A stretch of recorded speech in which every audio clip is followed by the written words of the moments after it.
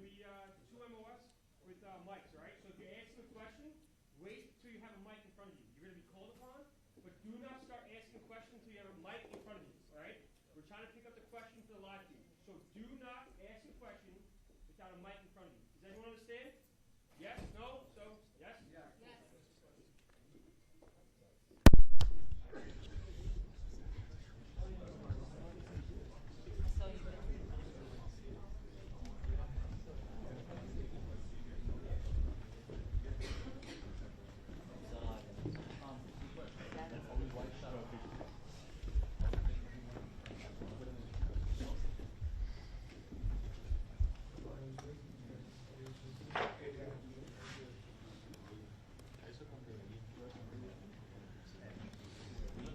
You okay? Are you sure?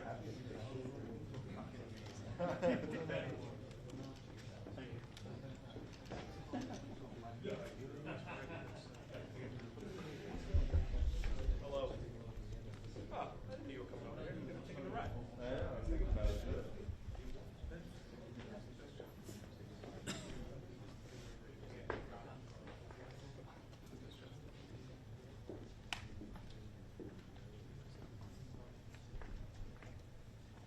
Yeah, it's good. That has to happen. I know.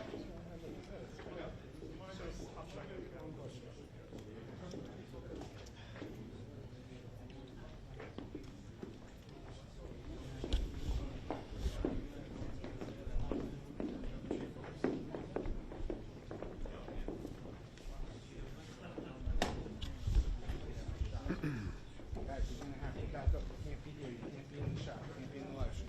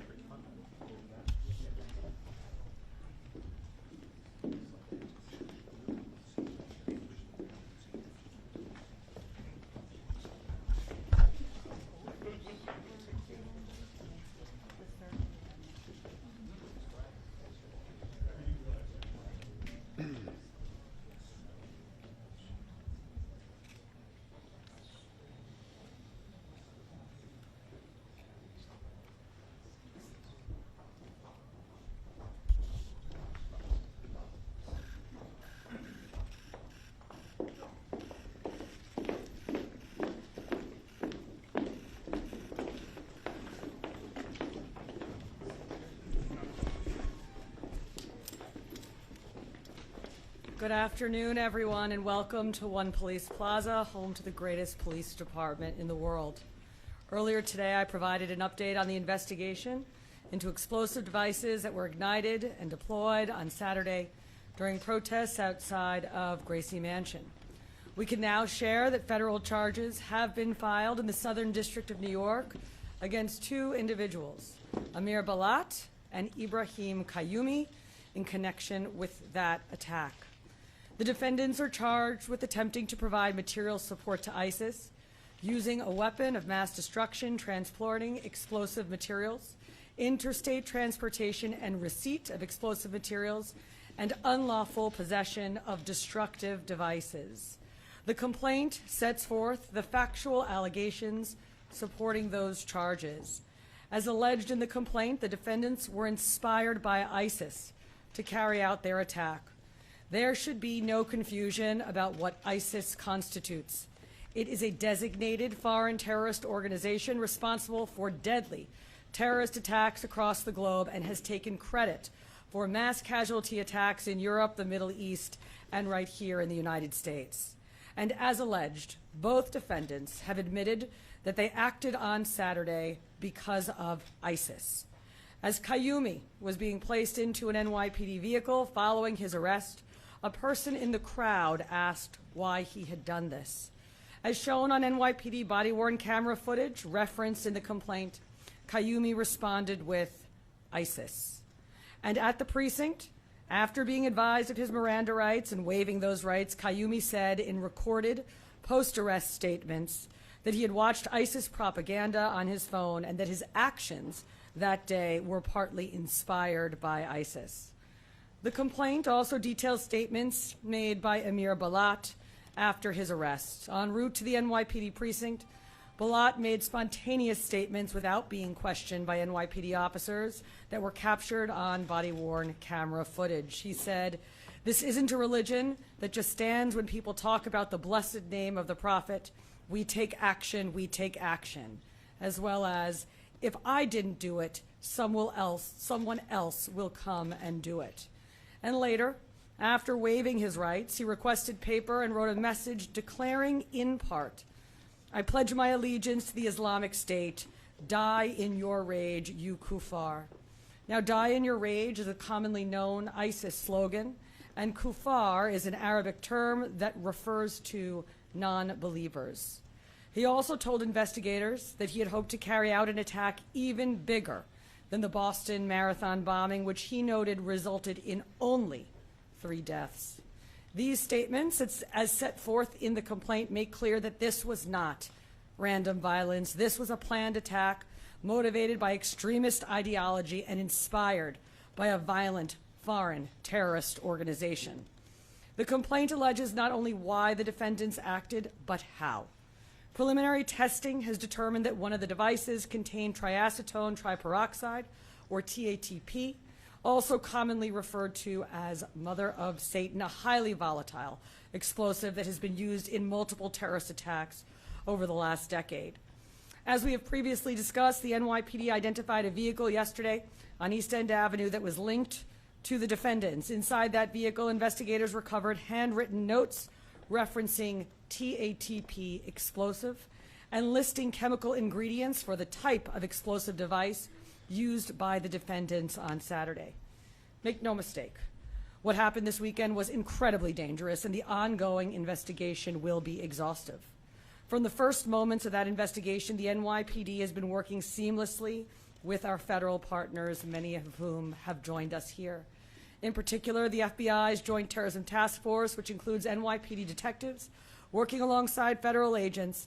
They have been at the center of this investigation. Members of the FBI and the Joint Terrorism Task Force, including NYPD task force officers, have executed search warrants at Qayyumi and Balat's residences in Pennsylvania. Another important note, the 2 defendants arrived in New York City roughly 1 hour before they were arrested. According to our investigation, they crossed the George Washington Bridge with a license plate reader ping at 11:36 a.m. on Saturday, parked in front of 48 East End Avenue between 81st and 82nd Streets at 12:05 p.m., and walked to the protest.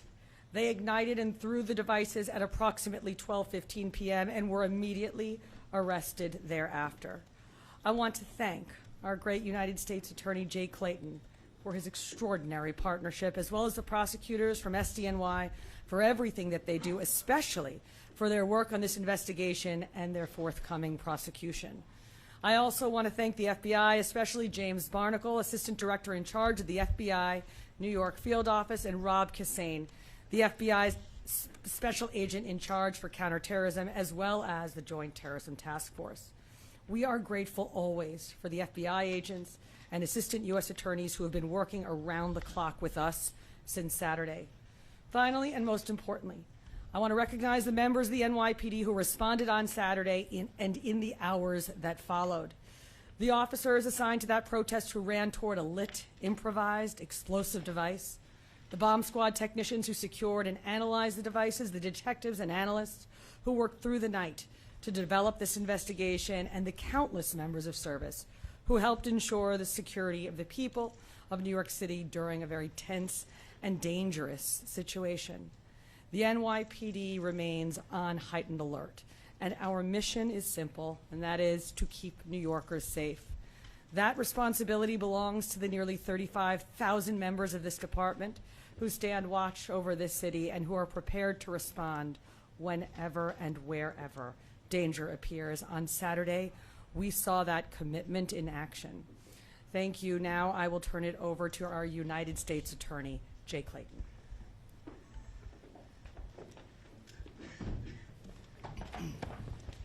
Thank you, Commissioner Tisch. I'm very proud to be here today with Commissioner Tisch and Director Barnacle, representing this joint effort to keep our city safe. And I'm going to pick up where the Commissioner left off. I watched the video of New York Police Department officers running to the danger, knowing that these might be explosive devices, knowing that they might explode. That is the kind of commitment that makes this city great. Thank you. Thank all your officers. It's tremendous. It makes me so proud as a New Yorker. As Commissioner Tisch noted, we charged 2 individuals today, Balat and Kayumi. They are charged federally with 5 counts. Attempted provision of material support and resources to a designated foreign terrorist organization. Use of a weapon of mass destruction, transportation of explosive materials, interstate transportation and receipt of explosives, and unlawful possession of destructive devices. The facts alleged in the complaint are just that, allegations. In our great system of justice, they must be proven, and the defendants have the presumption of innocence. Commissioner Tisch did an exceptional job outlining the facts alleged in the complaint. These were ISIS-inspired actions. And it is chilling that they wanted to do something more than the Boston Marathon, more than 3 deaths. Free speech and peaceable assembly are the bedrock of American democracy. But violence is not protected. And it's not protected protest. It's not protected speech. In New York, violence, particularly violence that has a terrorist bent, violence that is meant to chill free speech, violence that is meant to keep us from assembling peaceably, will be met with swift justice. This investigation remains ongoing, and we encourage anyone with further information to contact the FBI at 1-800-CALL-FBI, C-A-L-L-FBI. In closing, I want to express my deep gratitude for, again, the NYPD and all of those folks in my office who immediately answered the call and worked around the clock.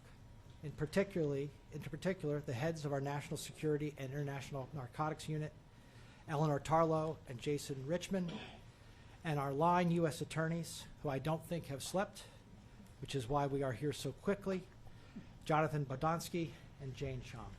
Thank you all very much.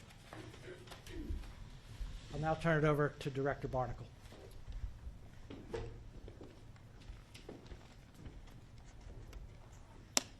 Thank you, U.S. Attorney Clayton. My name is James Barnacle. I'm the Assistant Director in charge of the FBI's New York Field Office.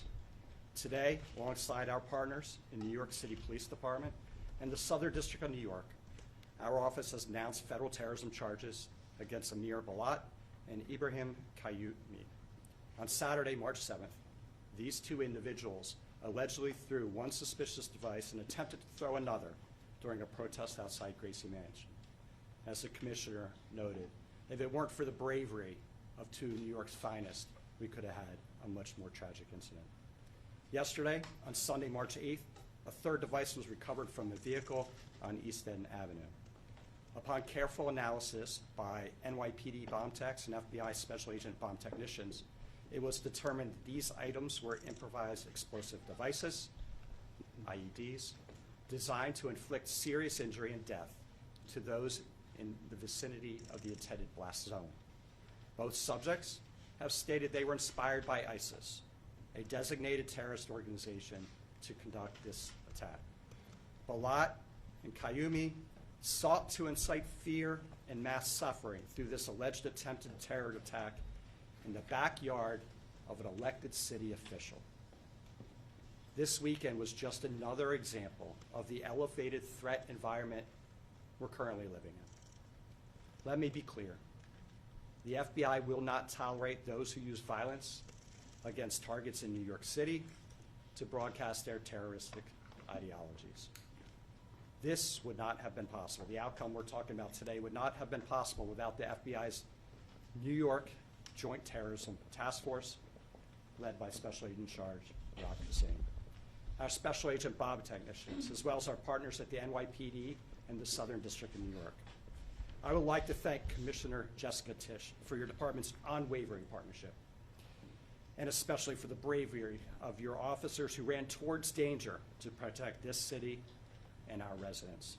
Thank you, U.S. Attorney Clayton, for your team's determination to bring weighty criminal charges against these defendants and hold them accountable for the reprehensible actions from this past weekend. Additionally, I'd like to extend my appreciation to the Customs and Border Protection, the Port Authority Police Department, the New York State Police, Homeland Security Investigations, as well as the FBI divisions in Newark, New Jersey, and Philadelphia, Pennsylvania. Those offices assisted us throughout the weekend. The collective efforts across all these agencies, including those who could not join us today, thwarted a potentially devastating day in this city. Rest assured, the FBI and the New York City Police Department remain at the ready to defend the homeland against anyone seeking to harm our community. We're continuing to chase down all leads and tips in this ongoing investigation. As U.S. Attorney mentioned, anyone that has tips out there, we encourage you to call the FBI at 1-800-CALL-FBI, or you can submit your tips online at fbi.gov. Thank you. Turn it over to the Commissioner for any questions. All right, so we will now take any questions you have on topic only, please. We will do our best to answer, but as I mentioned at the earlier press conference today, we may be limited in some of the things we can say because we don't want to say anything that will in any way make these fine prosecutors' work more difficult. Thank you, Commissioner. Again, we do on-topic questions. Go to Gloria first. Thank you very much. I hear what you said about what the individuals stated regarding ISIS, but do you have any information yet about whether they were self-radicalized or actually recruited by ISIS? And is there anything you can say about whether they were targeting anything or any person specifically? The mayor said earlier today that it was known this protest was going to take place for about a week. So did they come here specifically to target that group, or were they targeting the mayor, any other group? So we're not going to be able to answer the first question at this time for the reasons I stated earlier. It is clear that they showed up in front of Gracie Mansion for their planned counter-protest in response to the original protest that was planned by a Jake Lang affiliated group. So your name is the mouse? Or Bloomberg News. Both of these suspects have extensive Middle East travel histories, which may be inconsequential. They both are Middle Eastern. How are you squaring that with this attack? And then secondly, can you just talk about the nature? These are two young men, not even 21, and the nature of radicalization reaching young people. So on the first part of your question, we're not able to answer that at this time, although of course as part of our investigation we are aware of international travel. And I'm going to ask Rebecca Weiner, our Deputy Commissioner of Intel and Counterterrorism, to talk about radicalization of youth. Thank you. Thank you, and this is very much in keeping with a trend that we are seeing among ISIS-inspired adherents, both in the country as well as throughout the West. Younger and younger individuals who are radicalizing and mobilizing to violence, and this is taking place against the backdrop of social media, the dynamics of online culture. It's not limited to ISIS, it's across the ideological spectrum. Younger people mobilizing to violence, something we're tracking very closely. Have any of, Jerika Duncan from CBS News. Had any of these two individuals been arrested before? Do they have any type of record, and how much time are they facing? And if I could get a third question in, can you describe how destructive those devices could have been? How many people could have been impacted if they were successful? So I believe that the two individuals in question do not have criminal histories or criminal backgrounds. And Rebecca, if you could explain more about that IED and TATP specifically and what it was capable of. As the Commissioner mentioned, TATP is highly dangerous and extremely volatile.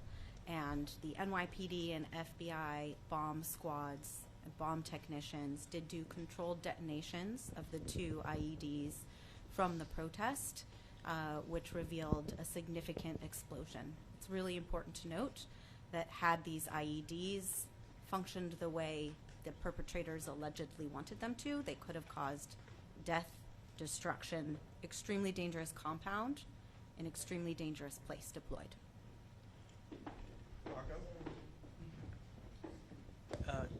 For Commissioner Tisch, and I think also for Commissioner Weiner, what was the assessment of this event in the days leading up to it in terms of your concerns, A and B?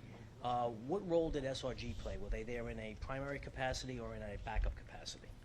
So we had been planning for this protest for several days. Whenever there is both a protest and a counter-protest, that's something that the NYPD plans for very deliberately to avoid confrontations and for all of the other reasons you might expect. So this was no different, and there had been very thoughtful preparation for this event due to the combined protest, counter-protest, and the location. And I can just answer the question about SRG. SRG was in the area of the protest. They were there on in a backup capacity. We often have SRG around in an area if we think that it has a potential to get heated, so they were there. They were brought in after mayhem, as soon as mayhem ensued. How do you make that assessment? We got to keep moving, Rocco. Apologies. How do you make that assessment? Our commanders on the ground will make the assessment about when to call in SRG. But certainly with this protest, we did have SRG on standby and prepared because we thought it had the ability to get interesting, given who was there. Thank you. Marina, sorry. You got it. Commissioner, Joe Marino, New York Post. Commissioner, are you looking at changing your posture towards policing protests, given the fact these two individuals were not known to you? And is it causing you to reassess like additional resources you may need from an intelligence or patrol standpoint? So as you know, the NYPD remains on heightened alert. We really have been on heightened alert since the hostilities in Iran broke out about 1 week ago, which means extra counterterrorism deployments, heavy weapons teams, drones, aviation. This department, in particular, our intelligence and counterterrorism unit and teams have been out there in full force for the past week, as they are anytime something happens either in the city or around the world that we feel we need to deploy for. Look, this incident did occur at a protest, but it didn't have to have occurred at a protest. So this doesn't change our posture specifically on protests. The NYPD has been policing protests and ensuring New Yorkers' ability to exercise their First Amendment rights safely and lawfully for decades, but never more so, frankly, than over the past 2.5 years, where we have just seen a huge increase in the number of protests, and our officers, both our community affairs officers, our patrol officers, and our SRG officers are well trained and certainly well practiced at doing so. ABC. Thanks, Brett. Hey, Commissioner, thank you. Given the threat picture that you've been outlining, how worrying is it that a couple of guys from Bucks County can just drive into Manhattan with potentially viable devices? Is it alarming, and is there anything you can do to stop it? Thank you. So when we talk about heightened threat environment and when we talk about lone actor threat, this is another incredibly sobering reminder. We had one just a week ago in Austin, Texas. And that's the reason that we surge our personnel, as the Commissioner just mentioned, we've been doing since the onset of the war overseas in Iran for the last 10 days, to harden targets. Of course, some individuals will mobilize to violence without tripping the wires that we extensively set. And in that point, then it is the bravery of our officers who contend with a threat as it's unfolding on our streets, and in this case, incredibly bravely. And I would just add there's a few pieces to this, right? There is our intelligence and counterterrorism operation, and I have to say there is no other city in the world that has an intelligence and counterterrorism capacity quite like the NYPD's. But then, as Deputy Commissioner said, we also have our well-trained officers on the ground doing deployments to catch anything. Okay, we have time for one more question. We'll go to Tony over here,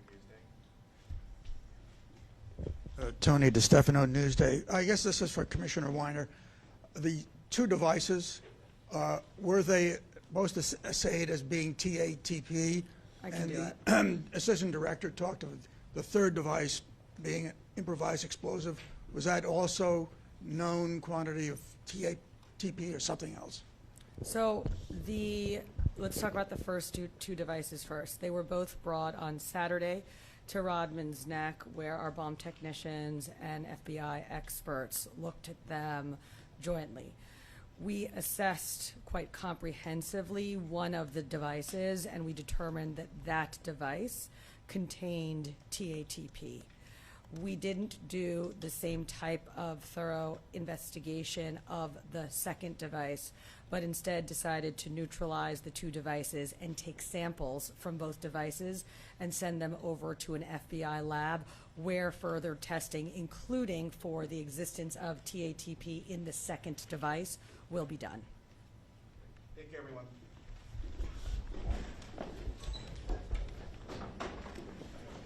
Were these two suspects known at all to the NYPD prior?